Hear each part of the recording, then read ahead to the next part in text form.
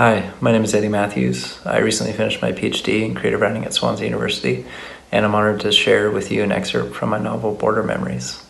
The scene takes place at a cemetery in Tijuana. The sweat on my shirt cooled, hair plastered my ears. I couldn't breathe properly. When I'd inhale deeply, my chest would seize up, or I'd cough for a few seconds and spit out phlegm. In every moment, it felt like there was a film over my eyes that I could not peel back, which made my depth perception slightly off, like being submerged underwater. I sensed movement and walked to where the sound was coming from and saw a figure hidden by one of the few pepper trees in the first row of graves beside the freeway. I followed the path around the tree and watched the figure take the form of an old man in a wheelchair, reaching for the headstone of the nearest grave. Leaning forward as far as he could, just far enough so his fingertips touched the top of the wooden cross that had Maria painted across it with the birth date, 8/21/2001, and the death date peeled away except for the year, also 2001. The old man finished his prayer and looked at me as if he had been expecting me.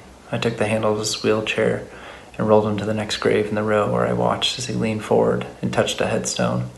In front of the headstone was the fenced space where sunflowers, roses, daisies, and chrysanthemums grew. The old man closed his eyes and mumbled a prayer, and all I could see were the outline of his profile, the hair of his mustache, and the movement of his lips. He finished and pointed to the next grave.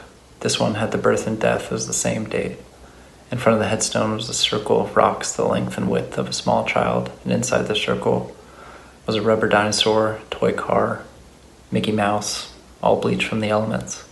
The headstone was just out of reach, so I locked the brakes of the wheelchair and put a hand under his belly and another on his back so that he could lean further out of his seat to touch the cross and say whatever he needed to say.